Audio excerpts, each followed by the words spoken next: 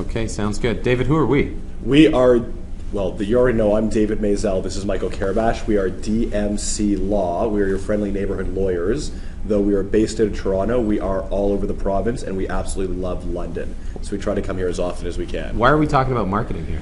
One, Wally asked us and told us we'd get free food if we talked about marketing. That's why I'm here, yeah. But more importantly, sometimes it's not always about the law. Sometimes it's actually connecting with your patient base or your customer base or your client base. And it's about reaching them and helping them understand who you are so you can provide the best care and the best treatment and also connect with them on a variety of levels. So you're basically saying, even though we don't get a penny out of teaching any of this marketing stuff, we care. We care. We care. We care. Okay. We would not be here if we didn't. The website.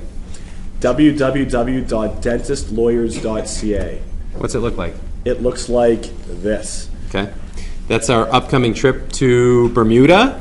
I just came back from Turks. David came back from Vancouver and Florida. We're doing kind of these continuing education in exotic places. If you guys are interested in that, talk to Wally, talk to us. We love sipping tequila on a beautiful beach and hanging out with you guys. That's, at the end of the day, what else is better? Tax write-offs, continuing ed, beautiful beach.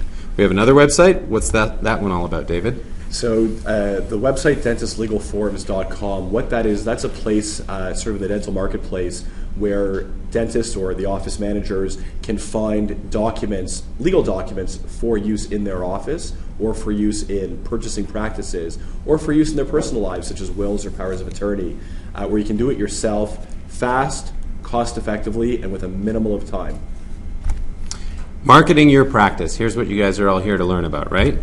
But why? I think some of us mentioned it. Is it all doom and gloom? Who here has read that economic report by the ODA? You've read it, right? And a few people. David? Cue the evil music. Dun, dun, dun. Okay, here are the issues that new dentists, primarily new dentists, are facing. It's tough out there, right? Not enough patients, too many dentists, insurance cutbacks. What's the solution? And this is from Fred Joyal.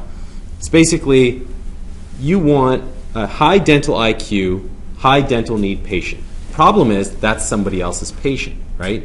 So you either have to try to convince somebody else's patient to come to your practice or go after everyone else, the avoiders, the emergencies, and the procrastinators.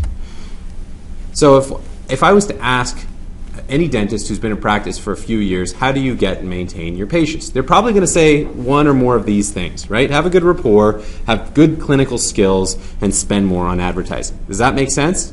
Claudia, you're going like this. Maybe? Okay, let's put that to the test, shall we? Online, you hop online and you see what people are complaining about. Here's the question. Does it have anything to do with your clinical skills? No. Take a look. David, what are happy patients saying? Does it have anything to do with their clinical skills, the dentist's clinical It skills? seems to only be about the experience at the practice. Okay, it's the experience, right? What about spending more on advertising? If you read that economic report, you'd know spending more, there's no correlation between spending more and earning more gross. Why are dentists doing it? Because everybody's doing it. And if you don't do it, you may lose out. So there's a fear. A solution.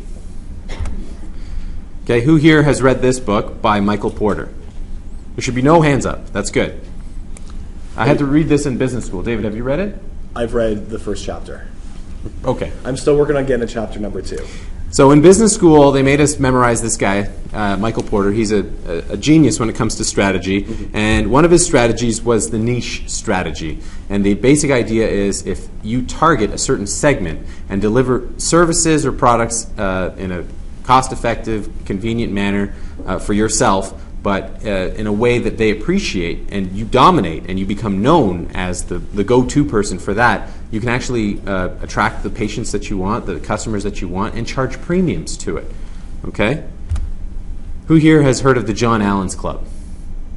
There's only 2 guys here who, you, Claudia, you've probably heard of it, right? Okay, so my brother, he told me he spent $72 on a haircut. And I thought he was crazy. And I said, Tony... He has hair like me. I said, you're crazy. $72? Why? He said, downtown at the Bay, there's a place called the John Allen's Club for Men. And when you walk in, they hand you a beer. Okay? And there's beautiful women all over the place. You sit down, you get a massage. Okay, you get a mani-pedi, facial, hot something on your face, I don't know what it is. And finally, you're getting a haircut, and these people are giving you massages, and I'm like, wow, what a crazy experience. And they've got one downtown. And for $850, you can have that unlimited for an entire year. Walk in, they have a full bar, you can go to their wine tasting. They have lots of events, and it's dedicated to men. It's all about pampering for men. Now, here's an interesting quote that John Allen came up with. He said, we have guys that I think before John Allen's, they looked at this more as a chore. I got to go get my haircut. Oh my God, it's like a root canal.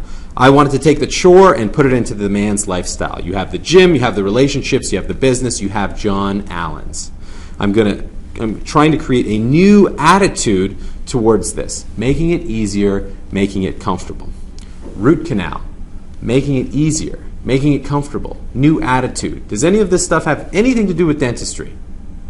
We got some nods. Here's an interesting concept. How much would you pay for a pair of white socks? How much would you pay for a pair of white socks? Sure. How much would you pay for a fancy purse?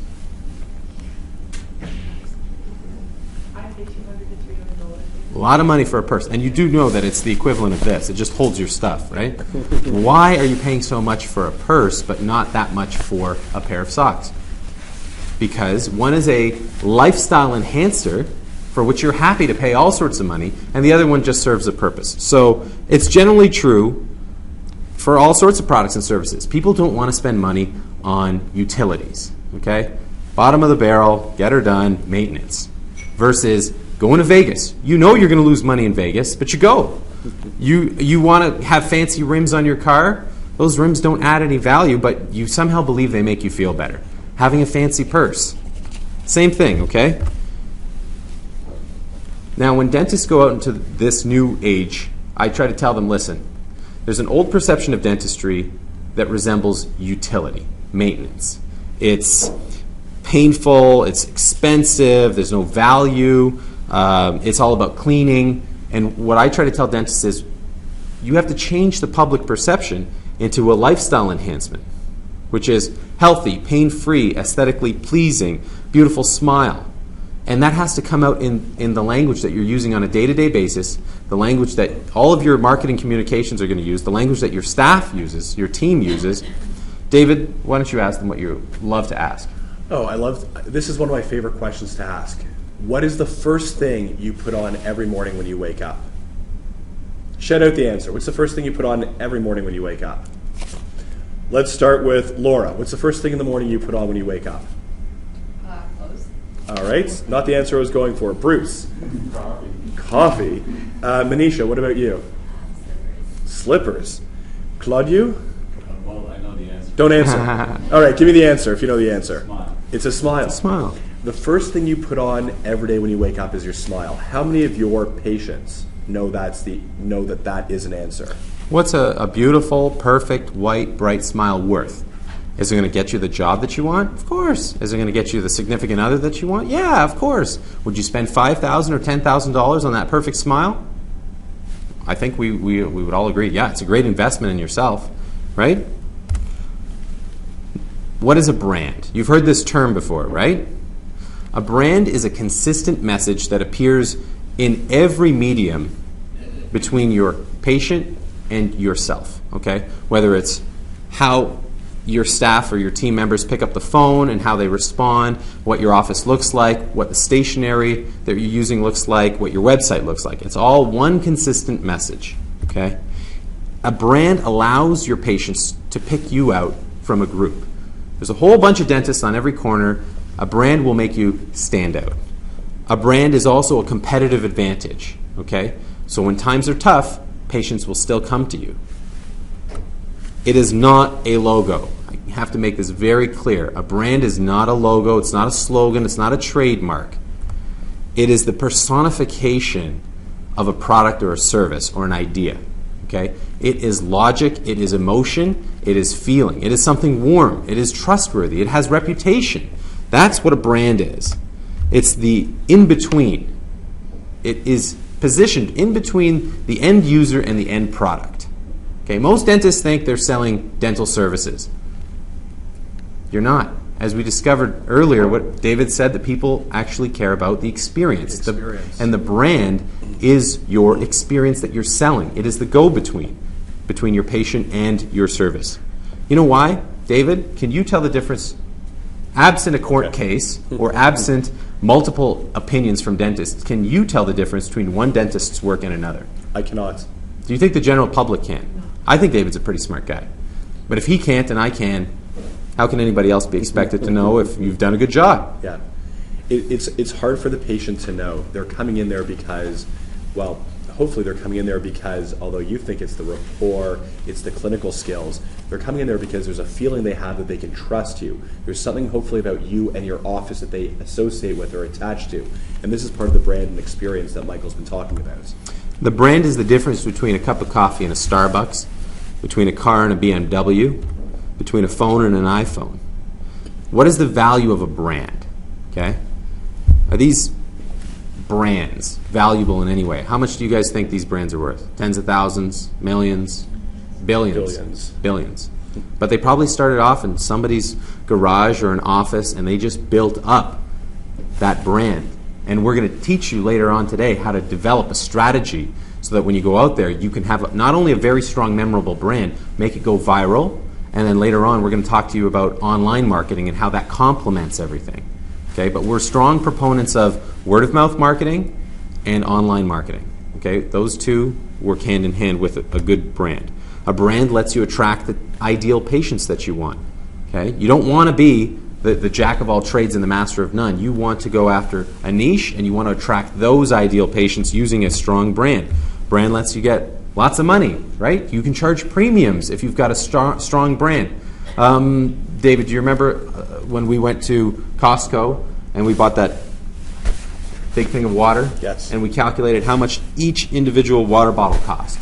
Something like 24 cents. No, it was less than that. It was 11 cents. 11 cents. You go to Costco, you're buying Nestle water bottles, it's 11 cents. If I go to Starbucks, how much does one water bottle cost? Do you remember? You were saying like $2.85. It was like almost $3 for the same thing. It's water.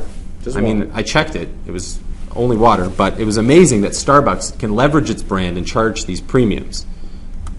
A brand lets you spend less time working because you're charging premiums, you've got tons of patients or clients, and spend more time with us on the beach. By the way, these are pictures from last week. I was in Turks with dentists, and they understand the concept of branding and marketing, and if you guys get it, you'll be with me and David next year, or in Bermuda in October, right? If you're not a brand, guess what? You're a commodity. You're the bottom of the barrel. You're competing on price, and you don't want to be there. Let everybody else go there. Let everybody who's not here go there. But you want to develop a good, strong brand. And just, does everybody understand what a commodity is? Okay. It's like a white sock. You don't want to be the person selling white socks. You want to be the person selling those high-end purses. Otherwise, unfortunately, it turns into a race to the bottom, and the only people who are going to survive that race are those people that have the largest client base with the smallest of profit margins. And they're just going to be working themselves 7 days a week, 24 hours a day into a grave. You don't want to be there.